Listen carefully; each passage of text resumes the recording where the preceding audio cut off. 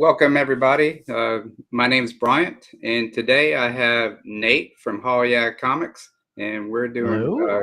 comic channel origins. I'm going to be talking to Nate about how and why he started his YouTube channel focused on comic books. So, Nate, welcome. Thank you for being here. I Hey, know it's been man. a busy week for you. It has, but thank you for the invite. I really appreciate it. It's You cool. did get a list of the questions. I think I did. I have them over here on my app. So, so. As a I good mean, teacher, I hope you're prepared with your lesson plan yeah. for the week. I am. I'm ready to go. All right, so let's we can jump into this because I know you gotta get ready for your school week coming up. Um, what inspired you to start your comic book YouTube channel? What's your origin, and what was your first video that you did? The first video I did was about like an eBay buy that I did that like wasn't really what I thought it was gonna be. So I kind of felt like I had a little bit of a, I don't know, like a little story about it to tell. But it, the reason I did it was I needed a creative outlet. Work was not providing me, the ability to do something creative. Because a lot of what I teach, is decided by someone who's not me, and materials and everything. So it's not like I think early on, when things used to be looser as a teacher, you had more ability to, create things and do things. And everything I do is very prescribed anymore. So this was an outlet for creativity. And at different points in my life, like I've drawn and I've written and I've played music. But I've always liked movies and film, and I have a little bit of background in film and video production. Okay, And so, now, like in the modern era, the way you can just do everything with a phone if you really wanted to. right. All of these things that, like, when I in the 1990s, when I was doing film and things like that, you needed a lot of uh, expensive equipment to do those things. And now literally you carry an entire film studio in your pocket. So it was just like it was something I had never really done, but something that I was interested in. And so you kind of have the ability to be a one-man show now. So I just gave it a try. I didn't even tell my wife about that I had made and posted videos, at least until I think about the third one. I was pretty embarrassed about it. But it was more than anything. It was just for fun, like just a chance to play with video editing again, and talk about something that I like, and ham it up, tell some jokes. So, so you have I guess you went to school for. Um, I No, I never got a degree in film or video or anything. I went through like uh, I don't know what you would call it. It's called the New York Film Academy. It was okay. a summer program, where it was very like guerrilla style filmmaking. You learn the nuts and bolts really quickly, and they gave you cameras, and they said, we don't have permits, so just go out there and get the footage you can and come back with it. But like I said, it was big bulky cameras and actual film, so uh, it was a lot different back then. And now it's Thanks, just Mike. like the I'll ability see to you do later. that. Oh, hey, Mike. Um, so, what do you? Okay, slightly off subject, but what do you teach in school? I teach third grade. I'm a Okay, third grade teacher. so a little young for teaching how to create YouTube videos, correct? Well, yes and no. I mean, I used to run the school's news, program that we Oh, have. like So Channel like in One the back in the day. yeah, but it's fifth graders reading the lunch menu for the day, and telling us what the core value is. And so we have that at school. All A lot of the kids have. They're not supposed to, but a lot of the kids have YouTube channels, and they share that back and forth with their friends. None of them know what I do, and I will not tell them. But yeah, so there are opportunities like to have something in common with the kids, but I ain't going there. Right, And yeah. I hear you. Um, so just do you tell the kids about comic books or anything like that, or do Mhm. y'all talk about Oh, stuff? yeah. I mean, everybody knows that, I like Superman, I like Batman. I have, comic books, posters in my room. Hey, Doug. So Hello. I am the comic book guy. I'm the superhero guy. Everybody knows that about me at school, teachers and kids. And I definitely am the one. I promote graphic novels and things in the classroom because that's what interests the kids and gets them into reading. Okay, that's cool. Yeah, I've heard on a lot of other streams where they talk about how comics is a great way for kids to Oh get yeah. into reading, and especially if they have any, say, like dyslexia or learning disabilities, it does help with that aspect. Um, Scholastic puts out a ton of, not comic books, but graphic novels for kids, and they're just extremely popular. And there's Dogman and Captain Underpants, and there's a woman who has a whole series of books. They're not like a book series, but they're all drawn by her, and they're all graphic novels. They're like, kids are the main characters, coming of age stuff, and the kids love it. And they're good. Kids will read things if the things are good, but when we give them things to read that are not meaningful and that they can't connect with, of course they don't like it. That's what they'll tell you. Hello, Hey, Rick, Cyclist. FOMO Squad represent. I'm gonna say we probably got a lot of people from your neck of YouTube that's showing up tonight. Well, cool, man. Yeah, Get that's some cool. eyes on you. So thank you. All those, I guess, characters that you're talking about, those were well after my time in school. Yeah. Uh, Yeah, I mean, for me too. I am aware of them because I teach. Otherwise, I wouldn't be. But I do see these books like at the grocery store, at Walmart. Scholastic has their hooks in things, so they're making money. But that's the business part of it. They are right. putting out a good product for kids. Like if you are a parent and you're like, should my kid read this? Heck yeah, your kid should read anything your kid will read. Well, I got grandkids, so I'll probably Okay. those would be good books probably for them to They- get yeah. involved with. Yeah, So my son loved several of those series growing up, and now he's getting into the more young. He's 10, but he's more of an avid reader, so getting into Percy Jackson and the Harry Potters oh, and okay. Hobbit, Lord of the Rings. Like those are the things that are interesting him now. Yeah, I was wondering if I should have a White Claw can up It's here. But, it's for Tuesdays. I mean I brought iced tea tonight. I can't White Claw before the start of another work week. it just would have been a funny prop to have up here, but I've Yeah, actually never had one of those. So they're lovely. Can't okay. recommend them enough. um, what was a specific moment or video that you felt like your channel really took off?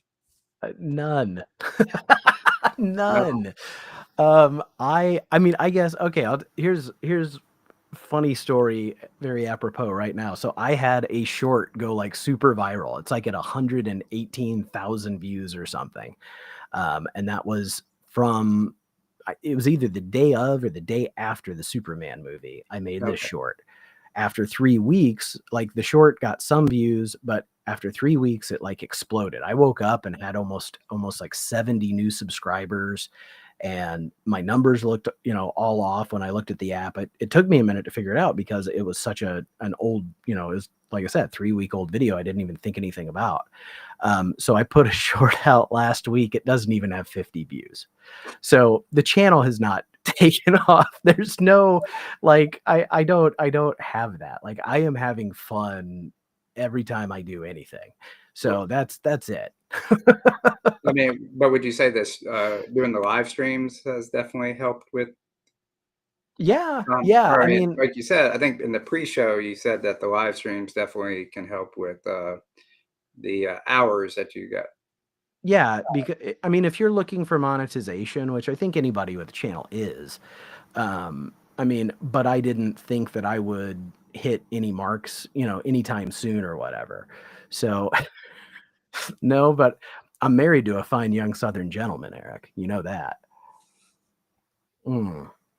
But so doing the live streams is you have to have 3,000 hours at 500 subs to get that Right. like to get memberships and super chats or whatever. So I was only able to get that because of doing the Tuesday night streams and then the Sunday show too, that Hagen and I share back and forth. But that if it wasn't for that, I don't think my videos would have got me to that 3,000. No way.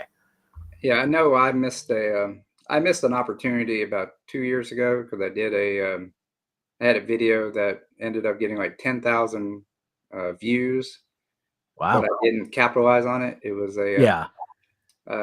It was when CGC had their scam, uh, Mm-hmm. or were they swapping out the slabs, Right.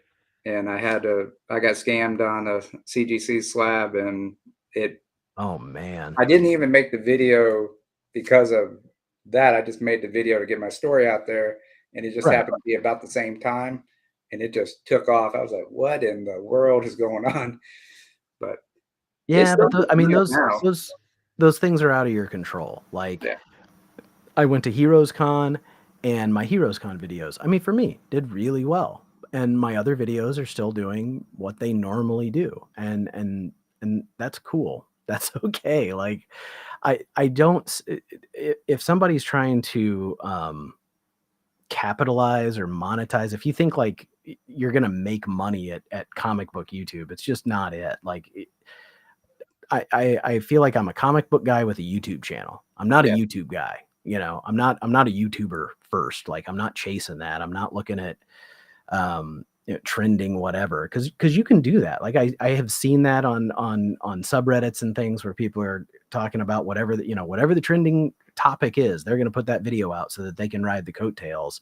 That sounds miserable. Like I'm so far behind. I have lists and lists of the things that I want to, like the comic books that I want to talk about or do a video essay on. So like the idea that I'm going to try to do whatever's cool at the moment is not going to happen. So when you say, just real quick, when you say video essay, are you talking about like a review of the book and stuff, or? Yeah, but with with maybe some pre-thought out, some scripted review panels that I've got snips of so that I can put put pictures throughout the video of the actual comic, not just hold it up and talk about it, but like walk through it.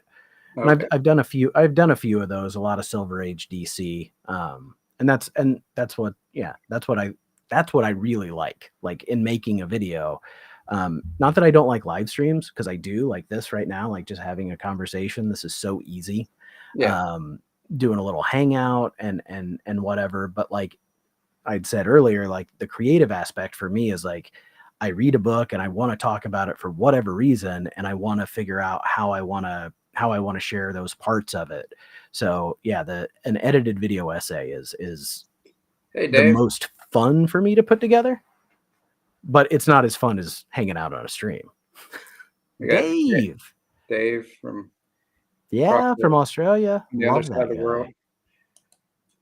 He's upside down, but we still love him.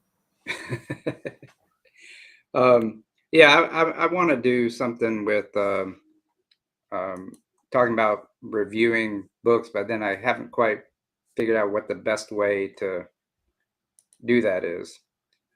Because Yeah, I mean that's why I said like I just kind of think through it and I take pictures of the panels and then I trim them down and figure out how I'm gonna bring them in or whatever. But because yeah, you don't want to go over the whole book, you don't want to read the whole book. You want to walk through it and bring up those funny moments or those big impactful moments, whatever it is.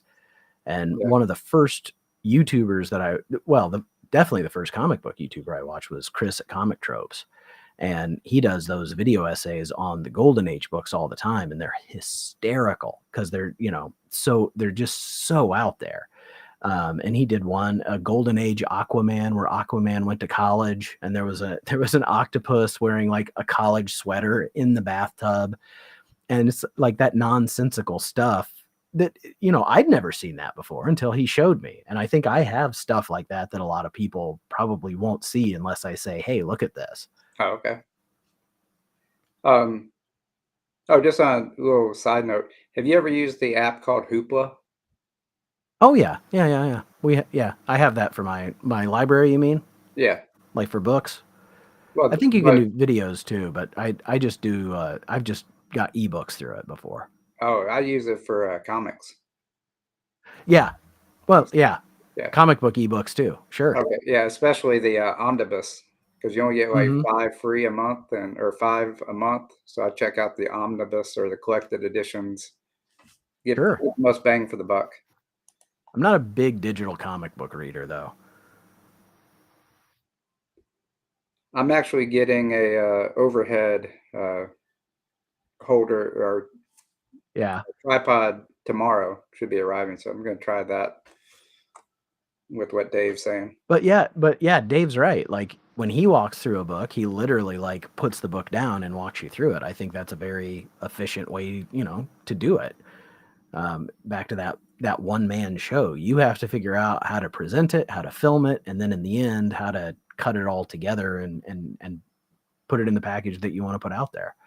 Yeah, And there's no wrong editing is way. the I think one of the hardest parts of YouTube. Yeah, I mean, like I said, I kind of went to school for that a little bit, Yeah. so I had a better probably background or jumping on point than most people. I mean, I use DaVinci Resolve to cut. I love it. It is overly complex, and it would, it's frightening if you like don't know anything about editing. But I mean, there's whole things I never even touch or click on in there. Um, but yeah, it like CapCut seemed like the way to go, and then they kind of got greedy, and now it seems like they're saying if you cut anything with CapCut, we can technically own it or something, is what I heard. So, and that Yeah, just I stinks. saw Like those videos. I wish there was something, that was a little more user friendly for people. Have you tried the But Microsoft Clip Champ? yeah, I've used that before. I've used that to make shorts because it was like at the time it was the easiest way for me to get that aspect ratio without doing a lot of weird like technical stuff that I didn't care to do. That's the one that I use to edit my videos. Yeah, I, But I don't. I'm I think that's a very good basic editor. yeah, I'm not. I have DaVinci Resolve, but I haven't done anything with it just because it's kind of like going into Photoshop to just edit a video. Mm, There's so right. many tools that you don't know what you have in front of you. Yeah, I think like I mean it's YouTube, man. I have learned everything I need to know by watching a YouTube tutorial and following along. And like with DaVinci, if somebody wanted to learn editing, there are so many people that they'll put a video out and they'll make their files available to you, so you can use the exact same video files and the same assets they're using and follow along like step by step. And I've done that a few times, so like there's ways to do it, but everything takes time, and the time that you're using doing that is time you're probably not making a video. Yeah, I don't think DJ Winks has anything to worry about me in the BBC Awards for best Me, editing. me either. Me Too either. many courses for me. I use basic iMovie and Illustrator. That is exactly how I got started with editing my videos with iMovie. And I think that's great. Like, I mean, like I said, it should be it should be more user friendly and available for people. Um, oh, one thing. Do you use? I know this is a dirty word with some people or a phrase with some people in this day and age, but do you use AI any to help you on your? Hell no. I'm sorry. Okay, I don't want, this is just my personal stand on it. Like I don't want AI doing anything art. I mean, I people should be doing art. The AI should be used to free up our time to do more art. That's what I think. Um, so yeah, I use Chat GPT to like generate a list of hashtags sometimes, Mhm. or like if I have a title and I feel like it's not good enough, I'll type that in or say it and ask it to generate, 10 alternatives or something. Yeah, But yeah, that's as far as I've gone with any of it. And I yeah, and I do use Chat GPT quite a bit professionally. So like to create things for my students that they need, like if I need to target a specific skill, like it's so easy to just go in there and be like, create this for me. Or if I have a student that needs a reading passage, put it at a level that the reading passage right. isn't, I can copy it into there and just say, hey, put this at a 300 lexile or make this a 600 lexile. And it rewrites it for me. And like that is a game changer. And that's the kind of thing I think use it for utilitarian reasons. And then I always like close with saying, just because I'm militantly anti AI for creativity, it doesn't mean anything. Like everybody can do whatever the heck they want.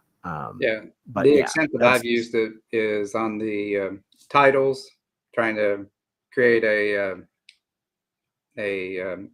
title that will capture somebody's attention a little bit better. Mhm.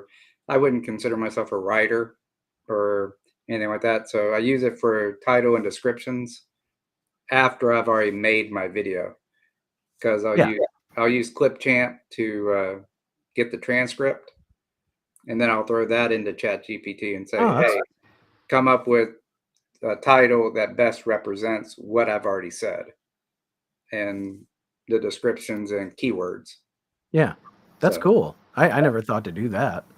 yeah, Um, so mine is always like, I've only got like a 3-word title or whatever, and it sounds stupid, and I'm tired, and I can't think of anything. So, give me 10 more versions of this, and usually there's a word or two that I steal from one or two of them to finish it out. But yeah, that's I don't see as many as I did for a while. Jim Ment was using AI to do his daily chats. So like it would him and his wife and their background would be them generated in an AI fashion. And I mean, I like him and I like the show. I'm just like, I get it because it's like so easy, right? Throw a right. photograph in there and say, hey, turn this into anime. Hey, make this look like we're in the movie Alien.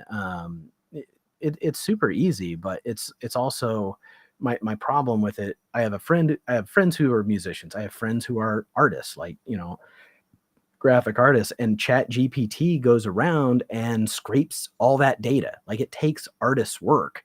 It's not creating anything. It's copying things. Mm. And yeah, it's synthesizing them, but they came from people and they're not credited. And I don't know. It's a gray area for me that I'm just kind of weird about.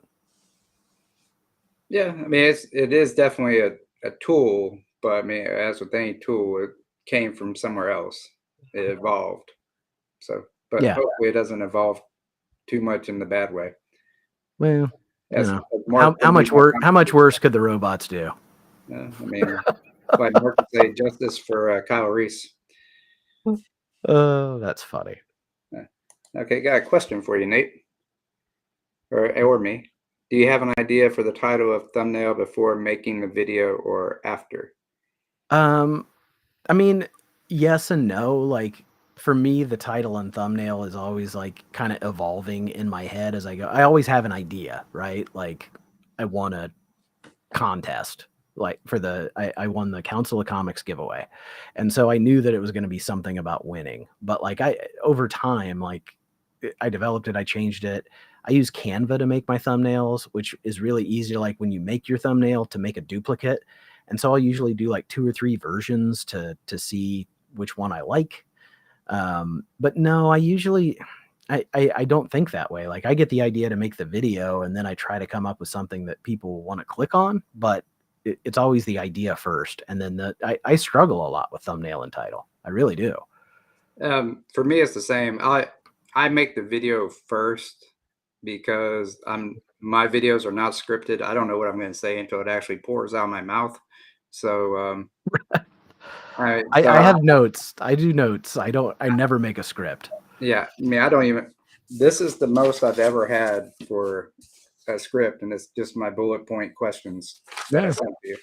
I always have my note cards. Yeah, so for me, I do the video first, and then I try to come up with the title or description and all that afterwards. And I've been cheating a little bit with Chat GPT and stuff like that now to help with the title and descriptions. But Yeah. I would be.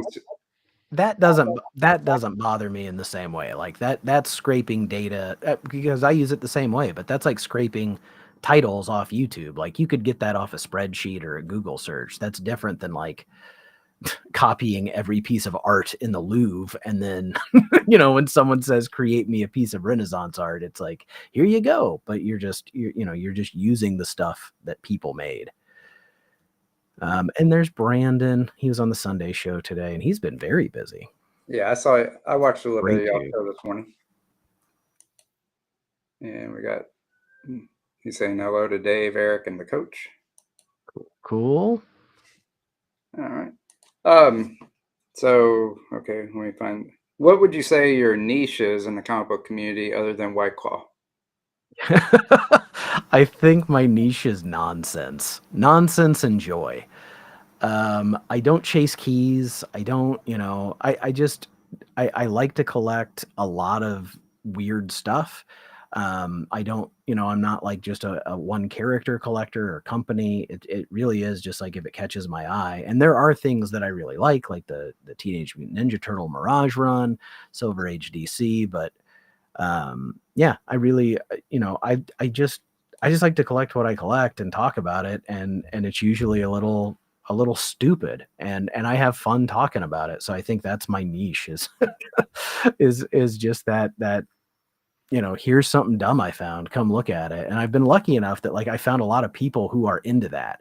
Uh, Hagen and Eric and Dope, and we hang out every Tuesday and we just show and tell the dumb stuff that we've got and we laugh about it. And that's I don't know if that's a niche, but that's what I do. All right. We got another question from Dave.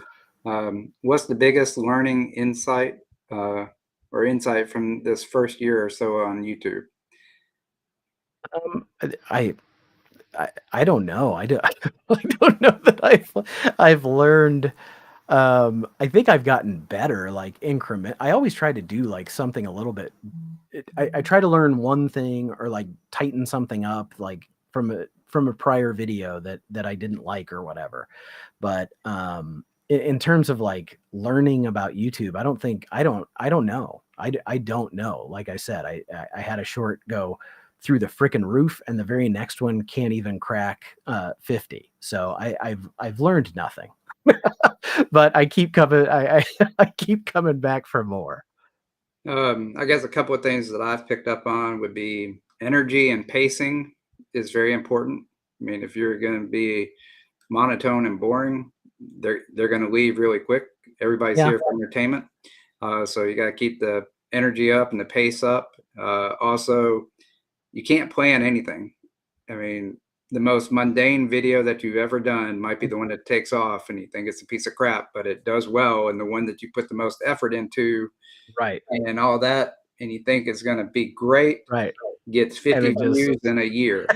So, I mean, you never know what YouTube's going to do yeah. for you or against you. So okay, but that is the insight. Like that's I'm having fun. I'm having fun every time I do something for the and when I'm not feeling it, I don't do it. Like I don't force myself to stay on a schedule and make, I hear a lot of times like, oh, you want to have like your videos, you want to have regularity, you want to have a schedule, that the algorithm likes that. Like the algorithm is this all powerful Oz above us. If I'm not feeling it, I just don't do it. And I can't like I don't want to if it's not fun, then it's not my hobby anymore. And it really is like this is a hobby. And so I don't want to let it get in the way of the things that are the most important, like my family and work. And I'm not yeah, I'm not chasing like YouTube glory. So it's fun. And as long as it stays fun, I think that's good for my mental headspace. Oh, we got another question from Dave. Dave. What are your aspirations for the channel in the future? Any changes, ideas?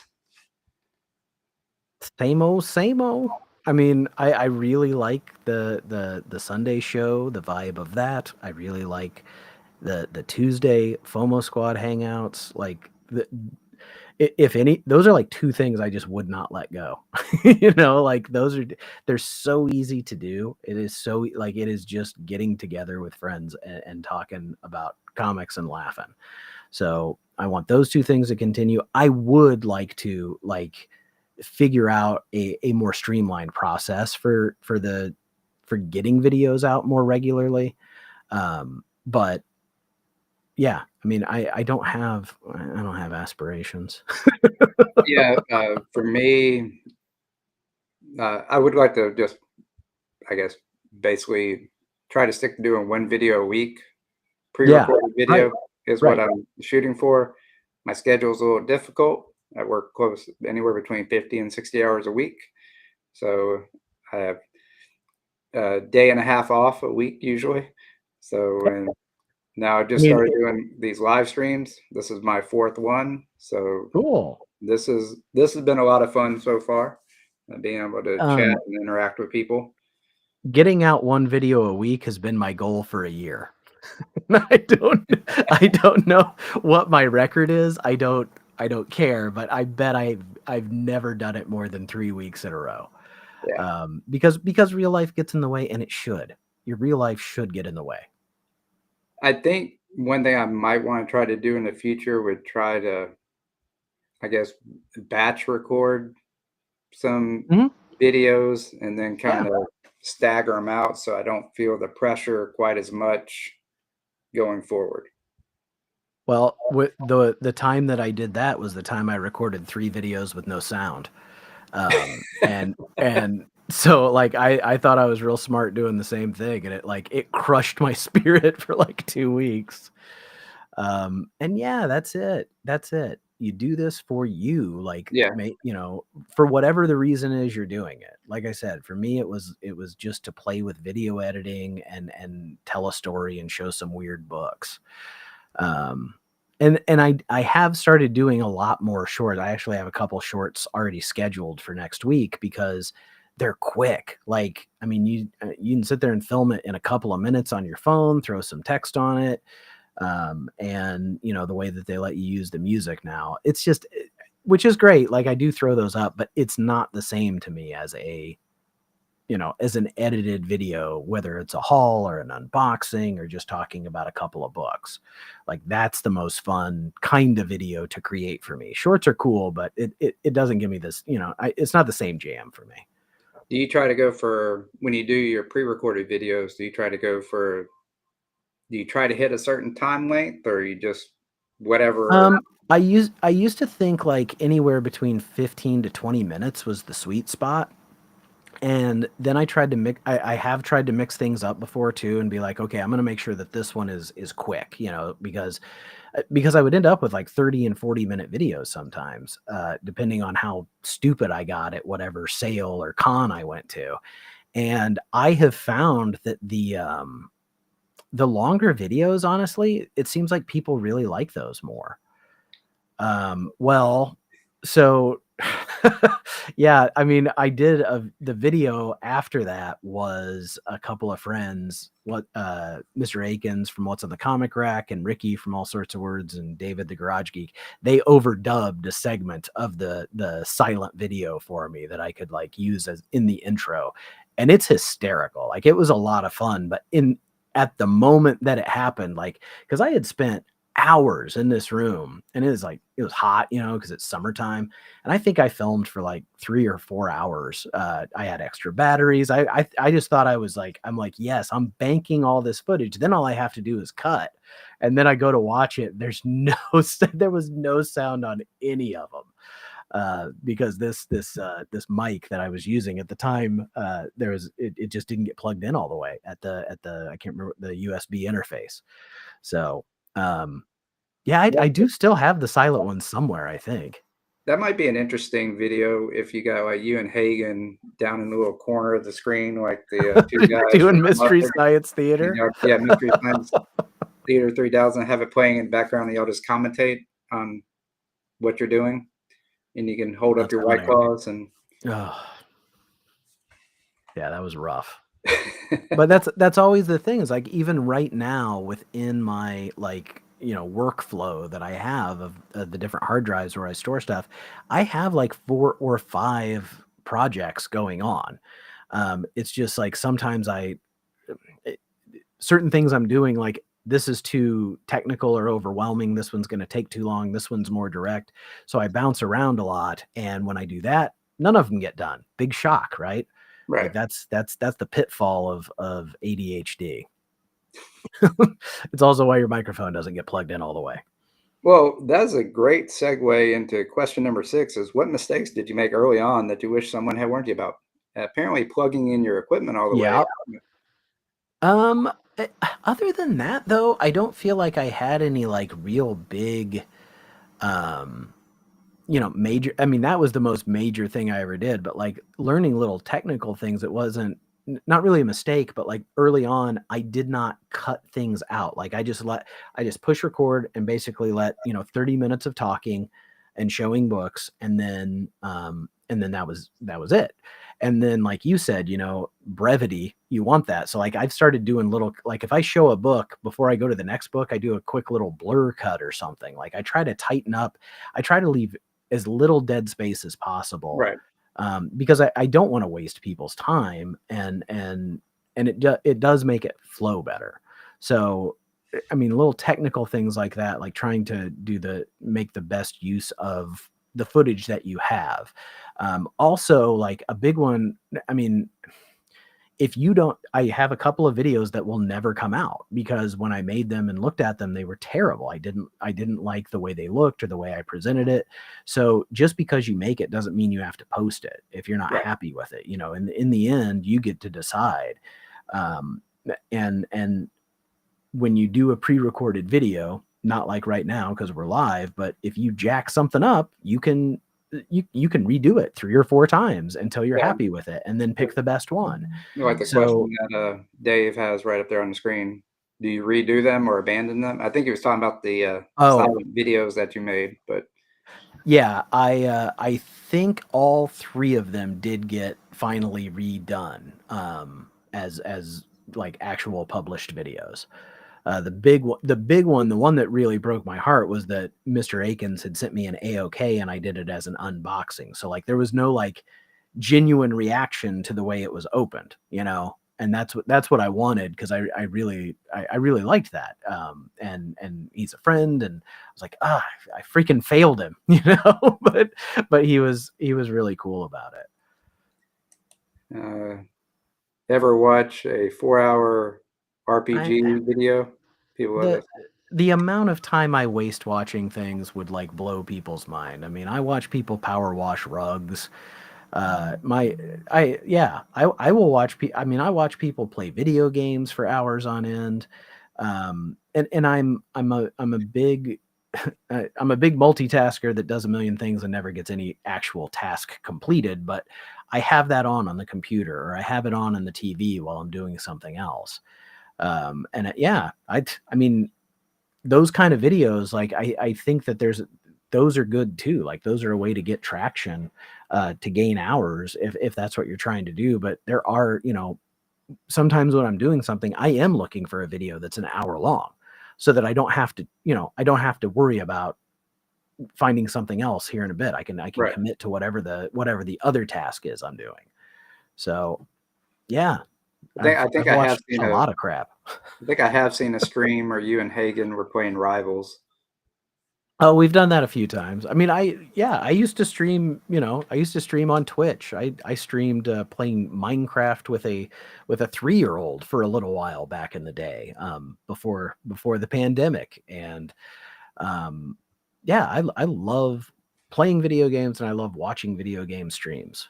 It's just I think comic books are what I'm best talking about, and video games don't give you like, in my opinion, like the way that I the way that I would do it anyway, it doesn't give you that same like storytelling thing that you can do with a comic book. Right. Video game is like I'm playing the game and I can cut through different parts of it, but it's not a storytelling experience. Okay. Uh, Talking about editing that we're in keeping the pace and stuff like that a minute ago. When you do your unboxings or your mail calls Mhm. and stuff like that, do you speed up the part where you're actually cutting open the box and it's Absolutely. Yeah. like I've seen Yeah. those videos where they don't do any cutting and you're like, Right. you could speed this up a little bit. And if I'm watching someone like that, I always skip ahead Yeah. until it gets open, especially when it takes forever. And yeah, the thing is like knowing that I'm going to do that takes the pressure off of having to like get through it. Like I can be safe and not cut my finger off because I'm always like I'm so stupid with a razor knife. Like I'm always cutting towards my belly, and I see it in the footage after. I'm like, what is wrong with you? But yeah, like knowing that I'm going to cut the boring stuff out means that I can take my time when I'm doing that stuff and not worry about it being boring because it'll be Yeah. gone. my Boy Scout days are come back, and I'm like going, I don't need. I'm cutting this the wrong way. But That's yeah. if I can speed this up, maybe they won't see it. Um, so, and we already talked a little bit about process of planning and producing a video from idea to upload. I guess you Mhm. come up with the idea first, and then Yeah. I mean, for me, it's always idea. I jot down well, some JB. notes. And I mean, I say idea like it's usually I went to half price books. I got this stack of books. The idea is like basically how do I want to present them? You know what I mean? Like usually I have something that is the closer or the silliest, stupidest, funnest book, whatever it might be. But yeah, the story I say story or idea, but it's usually just I want to show this group of books. But I make my notes or I do sometimes I need to do a little bit of research too. Not that I do a lot. But like sometimes I get something I have no idea what the heck it is, or I think it's one thing. I think it's one artist that did this cover and it's actually somebody else. Um, but yeah, it's just usually here's the things I want to do. I take a few notes and then I psych myself up to actually turn a camera on and do it.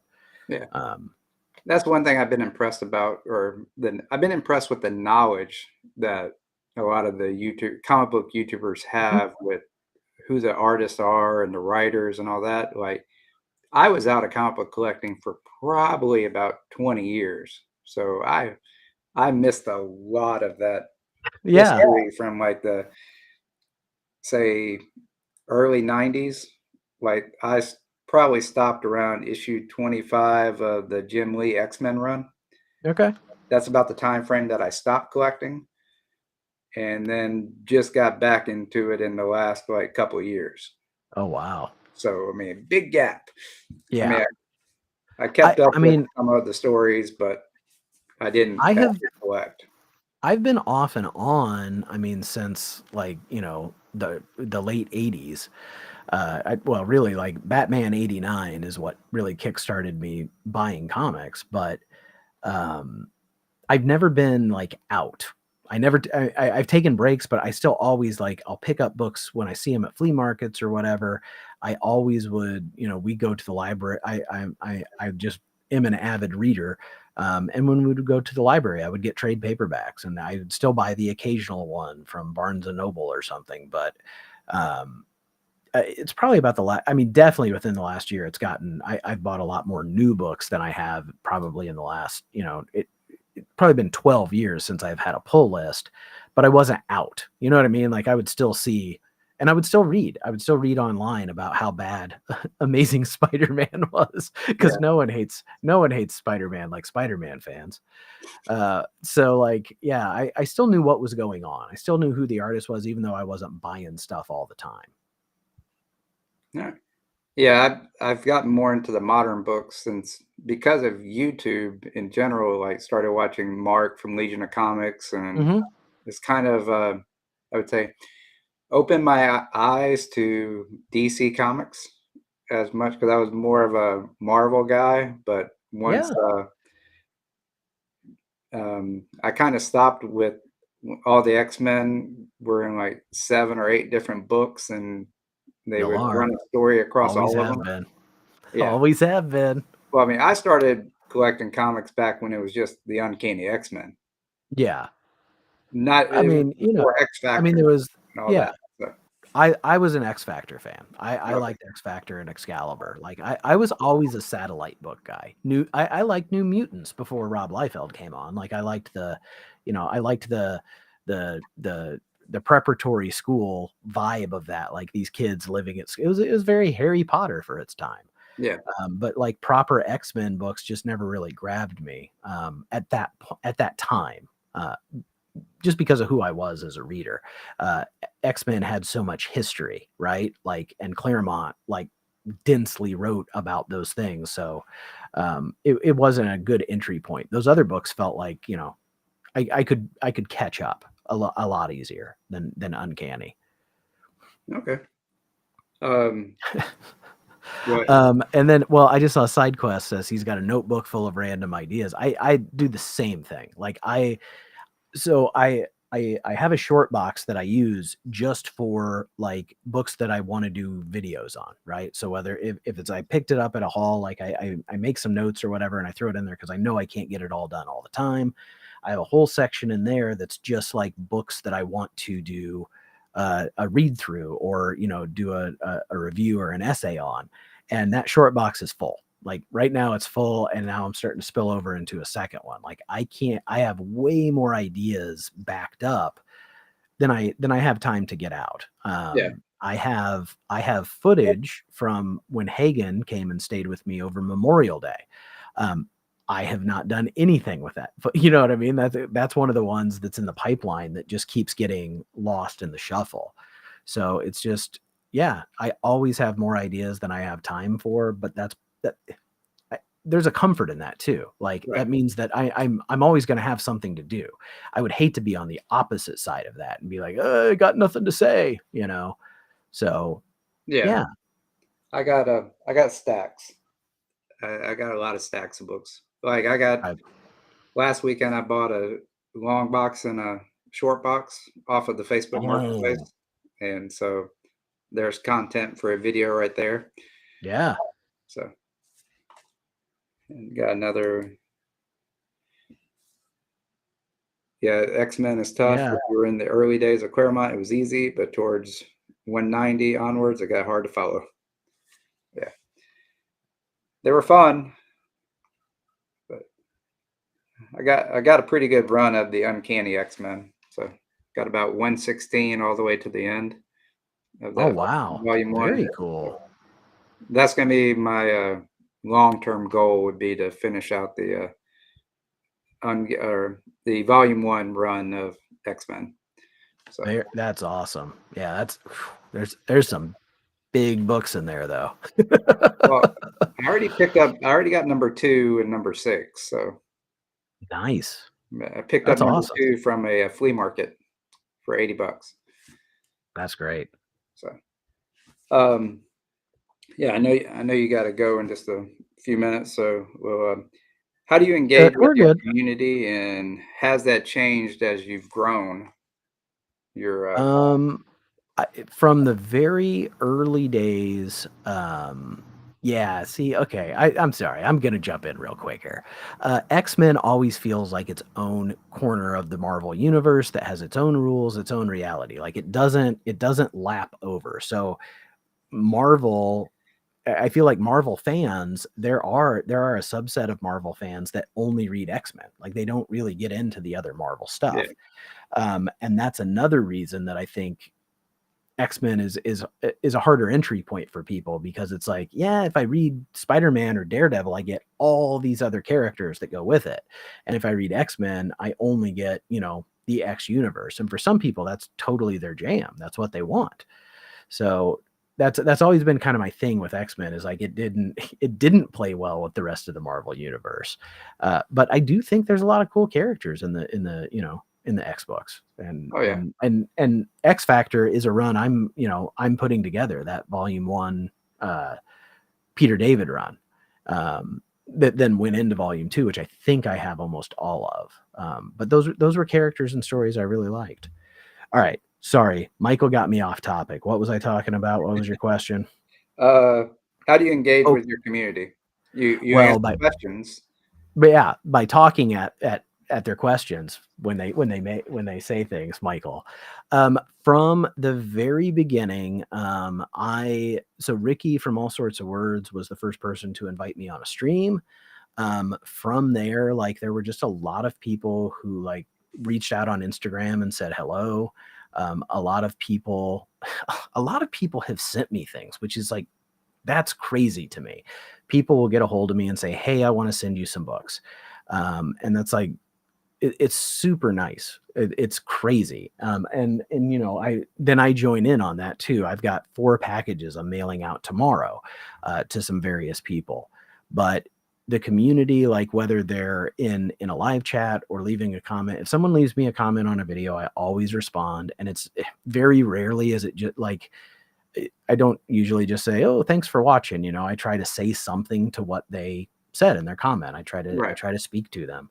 When we do a live stream, I do my best to keep my eyes on the comments as they're coming up, and to address people's questions and to point out, like, I think the chat is like my mystery science theater. They're Joel and the robots.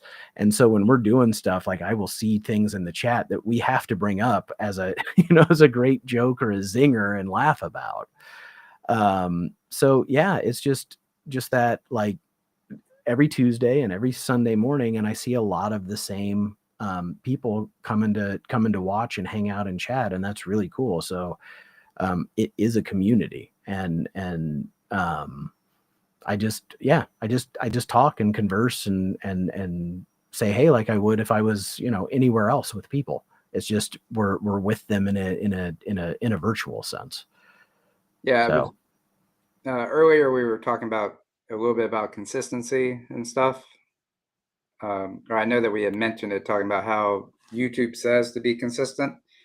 I think on the video or on pre-recorded videos, it's not as big of a deal. I mean, it's great if you can be consistent because it helps with just organization and stuff like that. But I would think with doing live streams, definitely consistency helps, because it's almost like yeah, like a TV program. I right. mean, people schedule things around watching certain So live. They developed a fan base for it. when we started the FOMO Squad streams on Tuesdays, we weren't like, it wasn't going to be an every Tuesday thing necessarily. And there was one week that I wasn't doing we didn't do a stream, and I got like 5 or 6 people messaging me on Instagram, like, did I miss it? Are you guys going at 9? Because they just expected us to be there.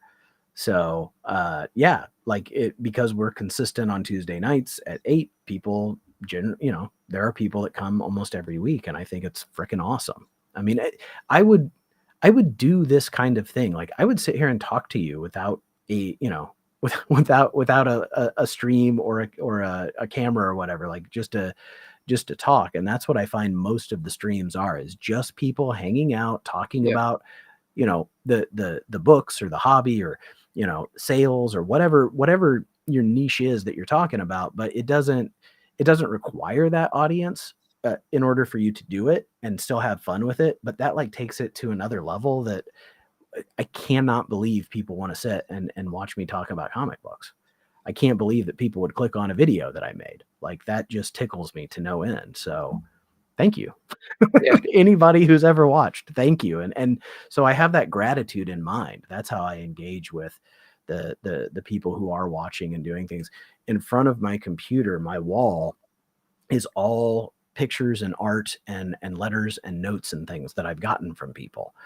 So if I have a physical, note that somebody sent me, I tape it up here.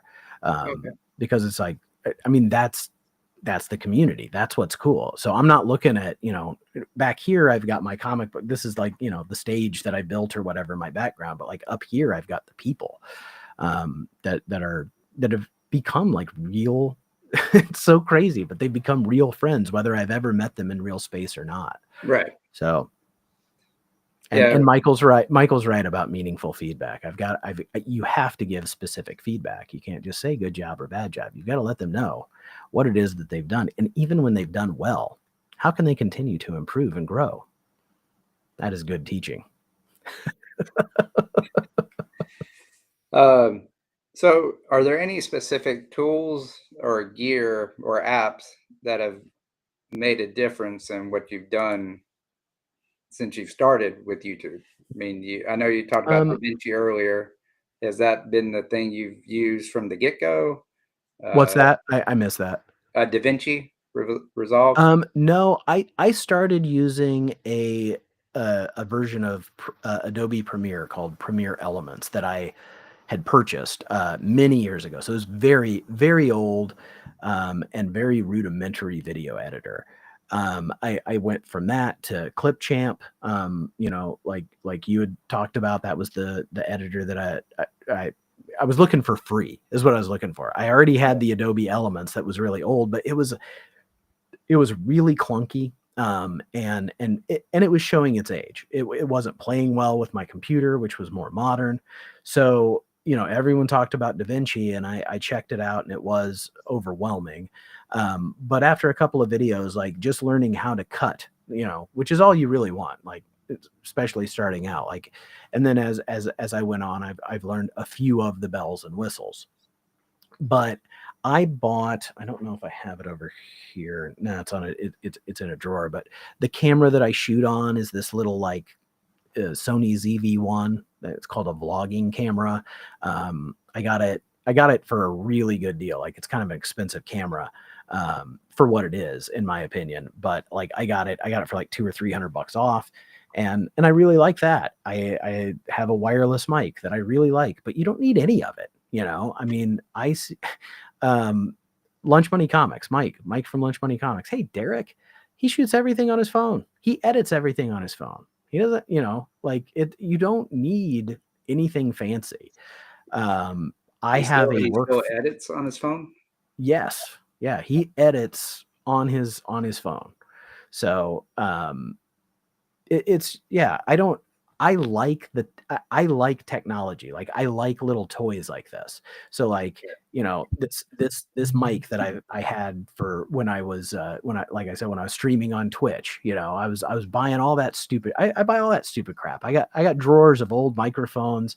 I've got drawers of just different different things I've picked up, and in the end, like, I'm using that camera and a microphone, and that's it.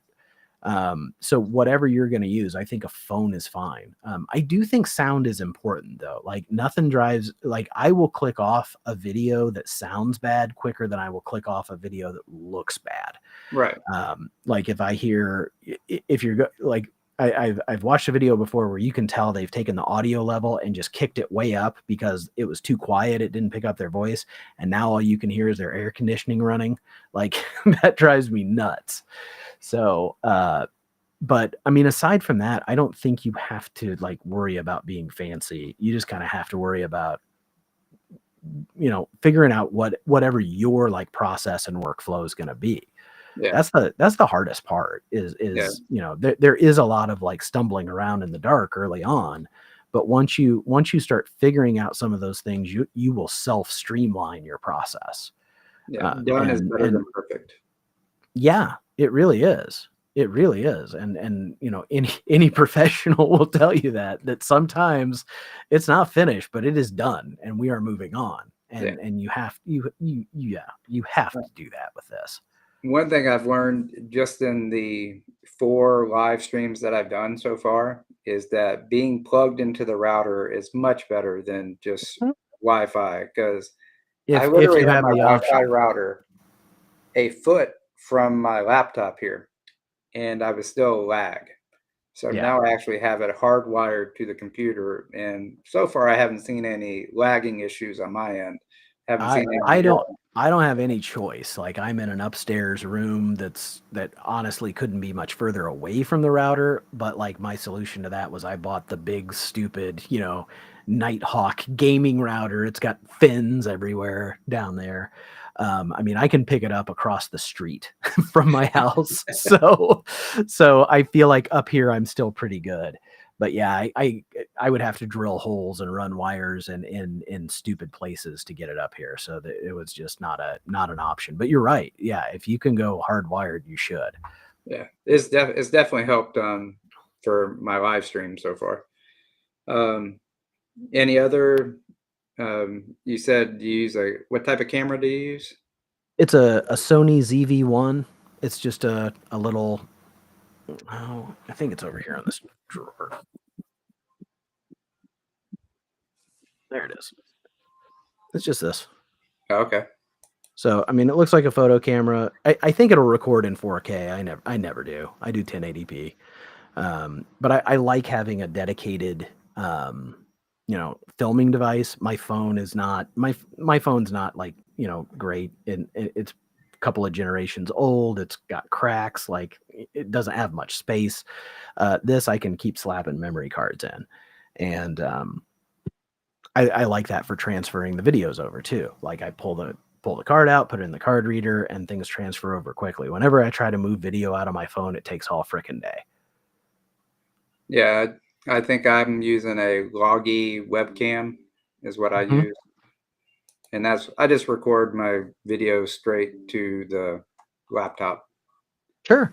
So Absolutely. I did a few using the webcam I'm using right now early yeah, on. Yeah. You don't need anything fancy. yeah. Best camera you It got is just, the one. Best camera you have is the one you got. Hey, yeah, Christina. Um, so last question I got for you, because I know you got sure. your school week coming up, is what advice would you give to someone starting a YouTube or a comic book YouTube channel today, and you cannot use the one that the comic vet used 2 weeks ago was don't do it. No, I definitely say do it. I definitely say do it. And I mean, I am gonna go back a little on your question though and say it doesn't have to be comic books. I mean, I I have attention deficit hobbies as well, and I chose comic books because I felt like it fit what I was wanting to do with videos. I didn't make a video gaming channel. I didn't make, an action figure channel or a board game channel or a Magic the Gathering channel, even though those are all things that also eat up my time. So, whatever you want to make a channel about, number one, you should do it just because it is a fun creative out. It is fun to make something. And if you don't like it, then just list it as private or unlisted. Yeah, Dope makes everything on his iPhone too. Okay. I think he does all his editing on his iPhone too. I'm not positive about that, but I'm almost positive he does. But whatever, if you want to make something, if you want to create something, you should, and whatever it is, should be something that you're really jazzed about. Because if you are enjoying yourself, if you are passionate about it, that comes through. That's why I think, like, I don't think everybody can show, some of these some of these terrible books that I show, but because I love them, people laugh with me or at me. I don't really care, but I don't think everybody can do a brute force. I hunted for this at the biggest Comic Con in the South. This was 3 days of my life, and I found it on the third day. So I So that was your love that. grail book from Comic or from Heroes It Con? Okay, it really was. No joke. Hagen and I wanted to find that. We looked for it for 3 days. We resigned ourselves to the fact that we weren't going to find it, and we were kind of sad. On the third day, Dave, still only 35 cents, he said he needed help shooting something on the floor. So we were done. We were back at the hotel room. We weren't even going to go back. We go back, and Hagen is going to help Dave with this filming. And I just happened to be digging and found 2 copies of that book. And I was able to give Hagen one, and I have one. And that was the joke book that we wanted, and we freaking got it. So, yeah. It didn't break the bank, did it? Yeah, no, I think I paid I either paid $10 for 2 copies or $5 for 2 copies. Whatever it was fair enough for the number ones. It was more than they should have been for sure, but like it was a convention, and it's an oddity. But yeah, if you want to make videos as like a creative outlet, I think you should. And it can be anything. Like there are little, video communities for, you name it, it's out there. And then, like, if there's a community for it, to interact with, or like maybe do some like co-hosting things, would be awesome. But who needs wedding rings if you have fruit force? I mean, if this doesn't say BFFs forever, I don't know what does. I don't know what does. Um, yeah, I think there's plenty of like it's that old like you said, the best camera is the one you have right now. The best time to plant a tree was 20 years ago, but it's right now. Right. Um, is everything oversaturated? Yes. Has everyone already done everything? Yes. But you haven't had your turn. So go take it.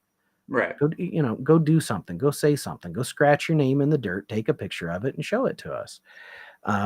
Maybe nobody will watch it. So what? If you go create something, it'll be cool. That's what I think. And yeah, if you are into comic books, there's so many sub niches and sub genres of collecting. I'm not a speculator guy, but that's cool. There's a ton of people who are, and Yeah. they really like talking about that. Then you got the drama people and the Yeah, fun people. they're over there, Yeah. way over there. I hope. Yeah, I try to stay drama free. Uh, Well, do you have any last minute advice that you would like to give out to I anybody? mean, I don't, other than like the more you do it, the better you get, the more comfortable you'll get. Also, like I never ever when I'm making a stream is completely different, but like making videos, I still have to psych myself up. I constantly have like the imposter syndrome of why should anyone watch you talk about this, or what do you have to add to it? So second guessing and nerves and all of that is like, I think, a part of it. Like overcoming that anxiety is also like part of my process of trying to like be creative in the face of my own self-doubt. And that's hard for a lot of people, but like Yeah. when you're doing this all by yourself, it gives you a lot of comfort in that, like, no one is going to see this if I don't want them to. So Right. if in the end it ends up being something that's an absolute disaster, it will be my secret shame. I don't need to share it with the world. Yeah, but sometimes it's just fun to have other people laugh with you. It is.